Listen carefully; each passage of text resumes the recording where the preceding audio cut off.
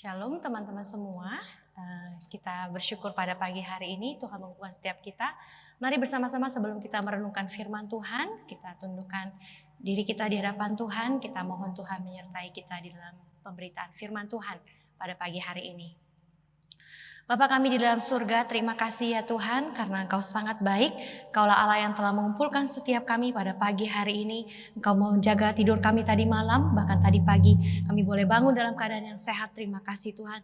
Itu semua karena kebaikan dan kemurahan Tuhan. Bapa di surga, sebentar kami mau duduk diam di hadapan Tuhan, mendengarkan Tuhan berbicara bagi setiap kami. Tolonglah ya Tuhan, setiap kami yang mendengarkan maupun hamba-Mu yang menyampaikan, supaya setiap kami sama-sama diurapi oleh Tuhan dan hidup kami diubahkan melalui kebenaran firman Tuhan. Roh Kudus bekerjalah ya Tuhan seluas-luasnya di dalam hati dan pikiran kami, mengubahkan kehidupan kami. Di dalam nama Tuhan Yesus Kristus kami berdoa. Amin. Amin. Oke, mari kita bersama-sama merenungkan firman Tuhan. Tapi sebelumnya saya memperkenalkan diri dulu ya, katanya kalau nggak kenal maka nggak sayang. Oke lah, kita kenalan biar kita sayang-sayangan ya. Nah teman-teman, saya panggil saja saya Mawar, bukan ya. Saya Erin dari GKR Telogong ya. Dulu teman alumni ya bersama dengan Ibu Guru Marlina ya, manggilnya Ibu Guru ya, tapi saya manggilnya Semu. Nah teman-teman, saya sudah menikah ya, suami 1, anak 2 ya. Suami kan nggak boleh 2 ya kan, jadi suami 1, anak 2. Nah teman-teman, kita hari ini mau belajar sama-sama kebenaran firman Tuhan ya. Saya nggak bisa lihat itu ada berapa banyak orang ya di situ ya. Apakah ada 1.000, 2.000? Ada berapa teman-teman di situ di Zoom? Ada kira-kira ratusan ya. Oke, baiklah. Gak apa-apa ya, berapapun kita. Mari kita bersama-sama mau belajar firman Tuhan ya, yang terambil dari Yakobus 5 ayat 13 sampai 18 ya. Yakobus 5 ayat 13 sampai 18. Saya akan bacakan buat kita sekalian. Kalau ada seorang di antara kamu yang menderita, baiklah ia berdoa. Kalau ada seorang yang bergembira, baiklah ia menyanyi. Kalau ada seorang di antara kamu yang sakit, baiklah ia memanggil para penatua jemaat, supaya mereka mendoakan dia serta mengolesnya dengan minyak dalam nama Tuhan. Dan doa yang lahir dari iman akan menyelamatkan orang sakit itu, dan Tuhan akan membangunkan dia. Dan jika ia telah berbuat dosa, maka dosanya itu akan diampuni. Karena itu hendaklah kamu saling mengaku dosamu dan saling mendoakan supaya kamu sembuh. Doa orang yang benar bila dengan yakin didoakan sangat besar kuasanya. Elia adalah manusia biasa sama seperti kita, dan ia telah bersungguh-sungguh berdoa supaya hujan jangan turun, dan hujan pun tidak turun di bumi selama 3 tahun dan 6 bulan. Lalu ia berdoa pula dan langit menurunkan hujan dan bumi pun mengeluarkan buahnya. Amin. Sedemikian jauh pembacaan firman Tuhan ya. Berbahagia kita bukan hanya membacanya, tapi kita juga melakukannya di dalam kehidupan kita sehari-hari. Nah teman-teman, di sini siapa sih yang gak suka sama mobil? Ya harusnya kita semua suka ya sama mobil ya. Apalagi kalau mobil itu mewah gitu ya, interior, eksteriornya mewah. Terus yang paling penting apa? Mobilnya tuh kenceng ya. Gitu ya, bisa ngebut kenceng, itu baru keren ya. Karena kalau dia slow itu namanya bajai atau becak ya kan. Nah jadi kalau mobil kenceng itu baru keren gitu ya. Apalagi kalau yang bawa tuh cowok ganteng. Coba bayangin ya, cowok ganteng yang keluar dari mobil itu kayak opa-opa gitu ya. Nah pasti cewek-cewek di sini Tiara kasih udah klepek-klepek ya, karena melihat cowok ganteng turun dari mobil mewah. Nah teman-teman yang cowok pasti tahu ya, yang suka mobil sport ini kira-kira mobil apa? Nah, ini adalah mobil Bugatti ya, Bugatti Veyron Super Sport. Nah, ini mobil sport yang saat ini dia adalah mobil tercepat di dunia ya. Kecepatannya kurang lebih 260 miles per hour atau sama juga dengan 429 km per jam ya. Nah, teman-teman, kereta api Argo Bromo Anggrek ya dari Jakarta ke Surabaya aja masih kalah cepat. Ya, yang arah ke Semarang itu masih kalah cepat sama mobil Bugatti ini. Karena kecepatan kereta api di Indonesia yang paling cepat aja ya kecepatannya cuma 110 km per jam ya. Nah teman-teman bisa membayangkan nggak kalau kita naik mobil yang cepat ini ya. Waduh kita pasti seneng banget. Kenapa? Karena kita wis kemana-mana hemat waktu ya kan. Hemat energi bener kan. Nah kalau buat teman-teman cowok yang mau ngapel pacarnya malam minggu ya kan. Biasa kalau ngayuh sepeda setengah jam naik mobil Bugatti ini 3 menit sampai ya kan. Yang penting jangan macet ya. Kalau di Telogong sih macet nggak bisa juga. Nah teman-teman ya tahu nggak dari mobil yang keren ini ya. Mobil yang super cepat ini. Ada satu bagian yang sangat penting yang bisa membuat mobil ini melaju dengan kencang ya. Walaupun dari luar nggak kelihatan ya. Apa sih ya yang bikin dia bisa kencang? Tahu nggak teman-teman kira-kira apa? Teman-teman kita semua tahu ya mobil ini bisa laju kencang bukan karena jok mobilnya yang empuk, bukan ya. Kita juga tahu bahwa mobil ini bisa kencang bukan karena dashboardnya yang bersih, bukan ya. Kita juga tahu bahwa mobil ini bisa melaju cepat bukan karena kacanya yang berkilau, bukan juga ya. Dan kita tahu bahwa mobil ini bisa berlari dengan cepat juga bukan karena bannya yang empuk. Ya, sekalipun ban itu sangat penting di dalam sebuah perjalanan sebuah kendaraan, tapi kita tahu mau dikasih ban terbaik seapapun, ya dipasangkan ke mobil ini, tapi kalau mobil ini nggak punya mesin penggerak, maka sia-sialah mobil ini. Ya, nah tanpa mesin maka mobil ini akan hanya menjadi semua mobil pajangan yang nggak ada artinya, yang nggak bisa gerak kemana-mana ya, bahkan untuk bergerak 1 senti ke depan pun nggak bisa ya. Nah teman-teman sama juga dengan kehidupan kita ya. Kehidupan kita nggak punya kekuatan apa-apa kalau kita nggak berdoa ya. Hidup kita stuck, kita nggak bisa bergerak kemana-mana kalau kita nggak berdoa ya. Ada satu orang yang pernah mengatakan a life without prayer is a life without power. Artinya hidup kita nggak punya kekuatan apa-apa kalau kita nggak berdoa teman-teman ya. Nah teman-teman pertanyaannya apa sih itu doa gitu ya. Kita ngomong panjang lebar doa itu apa teman-teman ya. Nah teman-teman doa itu komunikasi kita dengan Tuhan ya. Interaksi kita dengan Tuhan. Ngobrol-ngobrolnya kita sama Tuhan ya.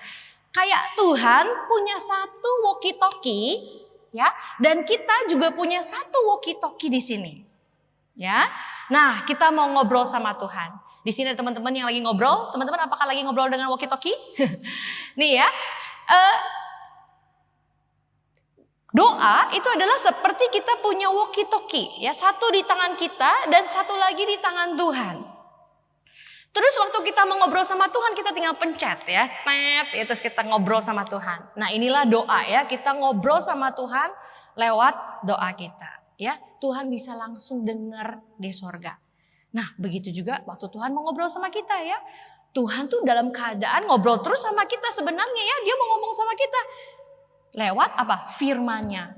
Cuman masalahnya kita seringkali waktu Tuhan ngomong kita gak mau denger. Bener gak? Ya, Tuhan mau ngomong sama kita lewat Alkitab, lewat firman-Nya. Tapi kita malah gak mau dengerin ya. Nah keren gak teman-teman doa itu? Ya, doa itu keren banget. Karena apa? Doa itu menghubungkan kita yang ada di dunia dengan Bapa kita yang ada di sorga. Keren banget gak teman-teman? Ya, coba bayangin ya. Kita aja belum tentu punya akses komunikasi sama Bapak Jokowi yang sama-sama ada di dunia. Yang sama-sama ada di Jakarta ya. Tapi kita punya akses coy nih kalau bahasa keren ya. Punya akses langsung ke surga ya. Karena kita bisa ngobrol sama Tuhan lewat doa. Nah teman-teman tahu nggak pada zaman dulu ya sebelum manusia jatuh ke dalam dosa, manusia tuh bisa ngobrol sama Tuhan tuh langsung ya, nggak pakai doa-doa, ngobrol langsung face to face kayak kita ngobrol langsung sekarang. Nah Tuhan juga bisa jawab langsung ya. Tuhan bisa ngobrol langsung ke Adam ya sama Hawa, Hawa juga bisa langsung ngobrol sama Tuhan di Taman Eden. Nah teman-teman, tapi ya karena sejak manusia jatuh ke dalam dosa, maka komunikasi obrolan Tuhan dengan manusia akhirnya harus terputus. Saudara ya, Ini kita bisa lihat dari mana? Dari Adam dan Hawa. Waktu mereka jatuh ke dalam dosa, mereka langsung ngumpet. Mereka takut. Mereka nggak berani ketemu Tuhan. Mereka nggak berani ngobrol sama Tuhan. Mereka nggak berani berkomunikasi sama Tuhan ya. Tapi Tuhan kita adalah Tuhan yang penyayang. Karena Tuhanlah yang menciptakan manusia, maka Tuhan tidak berputus asa. Tuhan terus memikirkan gimana supaya Tuhan bisa ngobrol sama manusia. Supaya Tuhan bisa punya hubungan, interaksi dengan manusia ya. Oleh karena itu Tuhan Tuhan mengirimkan anaknya yang tunggal, Yesus Kristus, mati di kayu salib. Supaya kita punya akses lagi sama Bapa kita di sorga ya. Tuhan Yesus berkata apa di dalam Yohanes 14 ayat 6? Akulah jalan, kebenaran dan hidup, dan tidak ada seorang pun yang bisa datang kepada Bapa kalau tidak melalui aku. Nah teman-teman, Yesus Kristuslah akses walkie-talkie kita ya, yang bisa membuat kita ngobrol sama Tuhan, sama Bapa kita di sorga ya. Oleh karena itu kalau kita berdoa apa? Kita berdoa di dalam nama Tuhan Yesus ya. Karena kematian Tuhan Yesus lah, makanya sekarang kita punya akses doa, bisa ngobrol sama Tuhan secara langsung. Nah teman-teman tahu nggak, waktu kita naikkan doa-doa kita ini kepada Tuhan ya, doa kita itu punya kuasa. Dan kuasa itu sangat besar teman-teman ya. Firman Tuhan yang tadi kita baca, dia berkata bahwa ketika doa orang benar bila dengan yakin didoakan sangat besar kuasanya ya. Ini artinya doa kita tuh sangat punya power, punya kekuatan. Dia bisa menggerakkan, dia bisa mengubahkan sebuah keadaan seperti sebuah mesin penggerak di dalam sebuah mobil tadi ya. Nah teman-teman, kalau kita baca di dalam Yakobus tadi ya, kita akan menemukan bahwa firman Tuhan berkata, melalui doa orang yang benar, maka akan terjadi apa? Tuhan bisa melakukan apa? Tuhan bisa menyelamatkan orang, Tuhan bisa menyembuhkan orang, Tuhan bisa membangun orang, bahkan Tuhan bisa mengampuni orang lain melalui doa-doa kita ya. Walaupun kesembuhan di sini bukan berarti secara fisik saja, tetapi juga Tuhan bisa menyembuhkan secara batin dan jiwa. Nah paling tidak kalau kita lihat di Yakobus ini ya, kita bisa melihat ketika doa yang dilahirkan dengan iman, maka ada perubahan, ada dampak yang positif dari sesuatu yang negatif. Dari yang menderita, yang sakit, orang yang berdosa, maka dia akan mengalami perubahan. Dia akan diselamatkan, dibangunkan, diampuni, bahkan dia akan disembuhkan. Ya, teman-teman saya sangat percaya ya, ketika kita berdoa dengan sungguh-sungguh ya, baik itu perubahan kecil, perubahan besar, pasti akan sesuatu terjadi saat kita berdoa. Asal ada syaratnya. Asal apa? Asal doa itu dinaikkan oleh orang yang benar. Orang yang benar bukan berarti orang yang hidupnya benar 100%. Ya, karena siapalah orang yang bisa hidup benar 100% di hadapan Tuhan. Pasti kita berdosa. Tetapi orang yang benar dimaksud di sini adalah orang yang sudah dibenarkan oleh Tuhan. Artinya dia percaya sama Tuhan Yesus dan darah Tuhan Yesus itulah yang membenarkan dia. Ya, maka ketika Tuhan mendengarkan doa orang benar ini, yang Tuhan lihat bukan lagi diri kita, tetapi Tuhan melihat Yesus Kristus, anak Allah yang benar itu. Anak Allah yang telah menyelamatkan kita dari hukuman dosa. Nah yang kedua ya, akan terjadi perubahan kalau doa itu bukan hanya dinaikkan oleh orang yang benar, tetapi kalau doa itu dinaikkan dengan sungguh-sungguh, dengan yakin didoakan ya. Dan ya harus dengan motivasi yang benar, yaitu supaya nama Tuhan dimuliakan. Nah saya sangat yakin kalau syarat-syarat ini dipenuhi, maka pasti ada perubahan sesuatu terjadi ketika kita berdoa. Nah teman-teman saya mau bertanya ya, gimana relasi kita sama Tuhan hari ini? Bagaimana komunikasi kita sama Tuhan hari ini? Apakah kita masih punya relasi yang intim sama Tuhan? Kita masih ngobrol gak sama Tuhan lewat doa kita? Kita masih denger-dengeran gak Tuhan ngomong sama kita lewat firman-Nya? Masih gak? Atau justru sebaliknya, kita sudah lama melupakan Dia karena kita terlalu sibuk dengan dunia kita. Kita sibuk dengan dunia sekolah kita, PR, tugas, ujian. Kita sibuk dengan dunia persahabatan kita. Kita sibuk bahkan dengan dunia media sosial kita hari ini. Dan teman-teman, bagaimana dengan kondisi kehidupan kita hari ini? Apakah teman-teman menemukan bahwa hidup teman-teman tidak bergerak? Seperti mobil yang gak punya mesin. Hidupnya gitu-gitu aja. Selalu ada di arah yang sini. Tadi yang sebelah kiri ya. yang menderita, yang sakit, yang berdosa. Dan teman-teman belum mengalami kuasa doa, belum ada perubahan. Karena selama ini teman-teman belum berdoa, belum berelasi dengan Tuhan. Nah teman-teman, ada seorang anak gadis ya, berusia umur 20 tahun. Dia jatuh di dalam dosa seksual sejak SMP ya, sejak seumur kalian ya. Nah teman-teman, kisah ini dimulai waktu dia kelas 2 SMP ya. Dia berpacaran sama teman gerejanya. Wah, teman gerejanya cowok ini main keyboard ya. Dia pikir kalau gue pacaran sama orang Kristen, sama pelayan Tuhan, pasti dia cowok yang baik-baik ya. Dia pasti bisa menghargai saya sebagai seorang wanita. Nah, itulah harapan dia ya waktu dia berpacaran dengan seorang pria, pemuda, anak gereja. Tapi sayang teman-teman ya, kenyataannya sama sekali nggak demikian.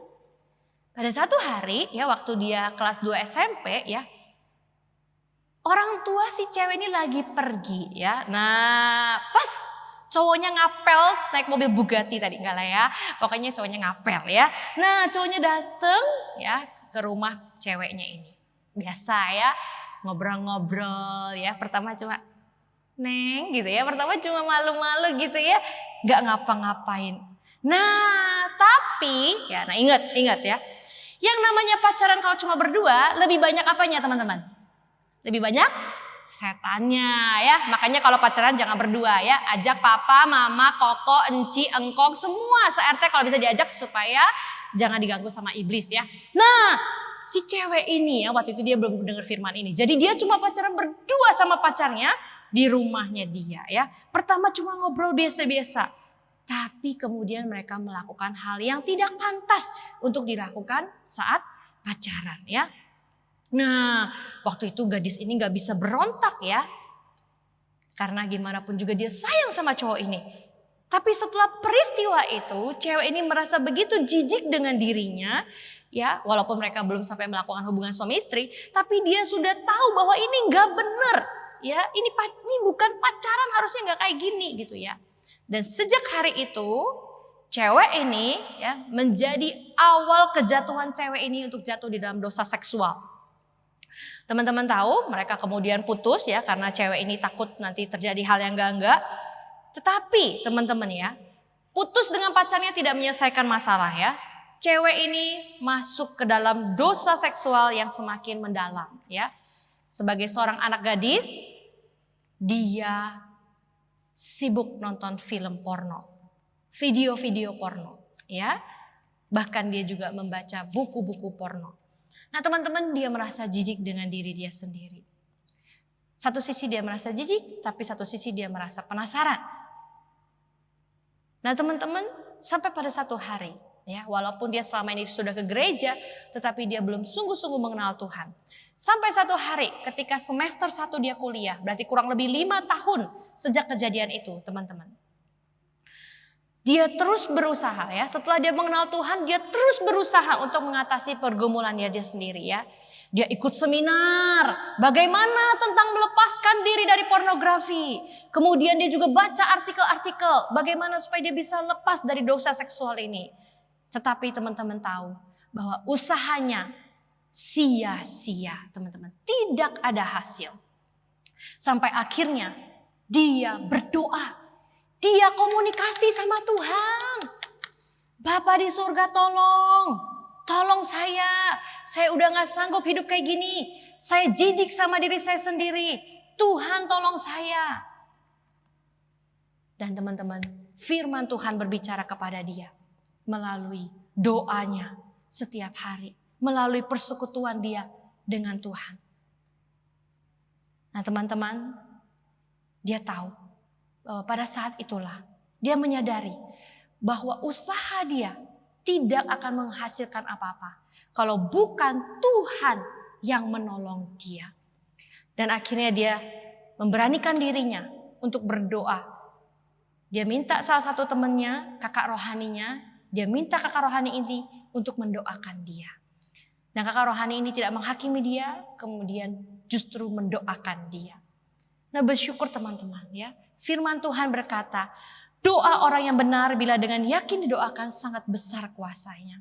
Nah teman-teman, ketika mereka berdoa, mukjizat terjadi. Ya, anak gadis ini dia dilepaskan, diampuni. Yang tadinya sakit, menderita, berdosa, terjerat, kemudian dia mengalami kuasa doa, yaitu hidupnya diubahkan, dia disembuhkan, dia dipulihkan, dia diampuni oleh Tuhan. Sampai satu hari dia berkata di dalam kesaksiannya, satu-satunya pribadi yang bisa menyucikan saya, bisa melepaskan saya adalah Yesus Kristus. Sejak saat itu, aku tidak lagi mengandalkan diri saya. Saya tidak mau berjuang melepaskan diri saya sendiri, tetapi Tuhanlah yang menolong saya. Nah, bagaimana dengan teman-teman saat ini? Apakah teman-teman masih mengalami ya hidup yang menderita, hidup yang sakit, hidup yang berdosa? Nah, sekarang teman-teman mau gak hidup kita diubahkan? Ya, kita disembuhkan, diampuni, kita bahkan dibangunkan, ya, disucikan, diselamatkan oleh Tuhan. Apakah teman-teman mau? Teman-teman gak ada jalan lain kecuali kita berdoa, ya, minta kepada Bapa melalui doa kita. Firman Tuhan berkata, oleh karena itu aku berkata kepadamu, mintalah, maka akan diberikan kepadamu. Carilah, maka kamu akan mendapat. Ketuklah, maka pintu akan dibukakan bagimu. Karena setiap orang yang meminta, menerima. Dan setiap orang yang mencari, mendapat. Dan setiap orang yang mengetuk, baginya pintu dibukakan. Bapa manakah di antara kamu, jika anaknya minta ikan daripadanya, akan diberikan ular kepada anaknya. Atau jika ia minta telur, akan memberikan kepadanya kalajengking. Jadi jika kamu yang jahat tahu memberi pemberian yang baik kepada anak-anakmu, apalagi Bapakmu yang di sorga, ia akan memberikan Roh Kudus kepada mereka yang meminta kepadanya. Amin. Teman-teman, mari kita berdoa.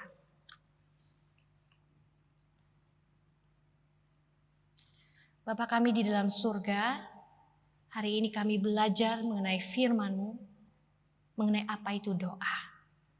Terima kasih Tuhan, melalui kematian anak-Mu Yesus Kristus di atas kayu salib, kami punya lagi akses untuk langsung bisa ngobrol sama Tuhan lewat doa-doa kami.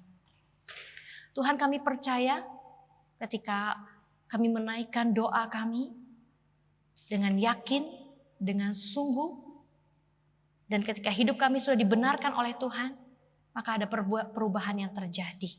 Maka mukjizat pasti akan terjadi Tuhan, melalui setiap doa-doa yang kami naikkan. Tolonglah setiap kami Tuhan, kalau di antara kami teman-teman SMP Tiara Kasih yang sudah jauh daripada Tuhan, yang sudah lama ngumpet dari Tuhan, gak mau ngobrol lagi sama Tuhan, Tuhan panggil kami kembali kepada Tuhan. Kami mau mengalami Tuhan, mengalami kuasa doa, mengalami kekuatan melalui doa-doa kami. Makasih Tuhan yang maha baik, berbicaralah terus ya Tuhan melalui Roh Kudus di dalam kehidupan kami, dan tolonglah kami untuk melakukannya. Di dalam nama Tuhan Yesus Kristus yang baik, kami berdoa dan kami bersyukur. Amin. Amin. Terima kasih, Tuhan Yesus memberkati teman-teman semua.